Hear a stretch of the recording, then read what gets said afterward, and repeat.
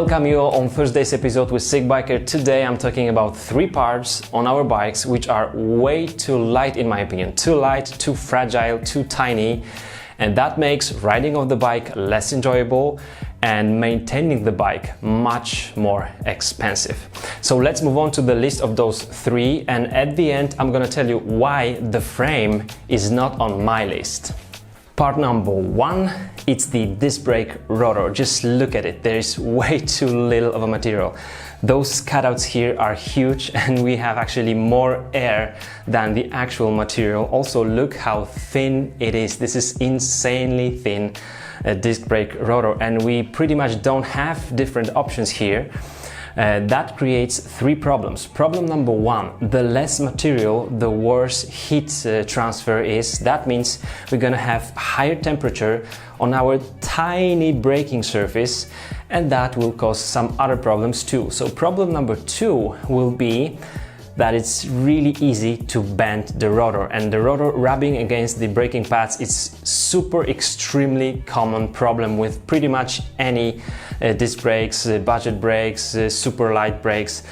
I was able to bend this one during my 6 minutes downhill on my lefty when I was showing you how the lefty works, so that's problematic. And problem number 3 is also that this one wears out pretty quickly and we have to replace it and pay for it, and that's also pretty much expensive. In order to show you how common this problem is, I'm also gonna show you my gravel bike and my roadie.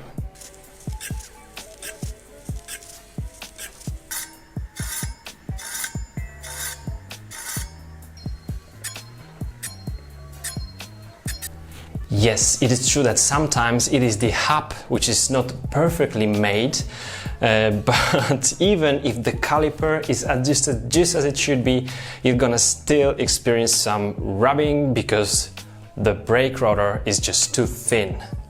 Part 2 is still linked to the braking problem, and that's the braking pads, which are right here inside, super tiny braking pads. Just look how thin those pads are. Doesn't matter what kind of model you're gonna use, these wear down pretty quickly. If you are riding in muddy, wet terrain, no matter resin or metallic ones, these will really wear down quickly, and these are not cheap. My buddies who are riding on the motorcycles are just laughing at me how often I have to change the braking pads, the chain and other parts of my bicycle, which aren't really cheap. So number 2, the braking pads are way too thin. I really hate getting flats, and I also hate watching my favorite riders like Nino, Julien or Maja Włoszczowska getting flats on the races they've been preparing to for years. So part number 3 is the tires. I had been getting lots of flats until I switched into tubeless system. So tubeless is much better for me, but in my opinion, on cross-country bikes, on trail bikes, the tires should have way more material, way more compound. Also, the road bike, this is the Continental Supersonic, but just look at what we are riding on. This is 1.7 of a millimeter here.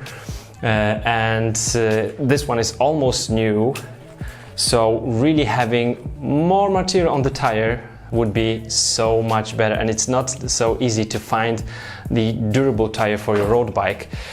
I know we can buy enduro or downhill tire for cross-country bikes, but in my opinion, if UCI would do something with it, put some weight limit on the, like a lower limit on the weight of the tires, it would be so much better, and no more so often your riders with DNF at the finish line.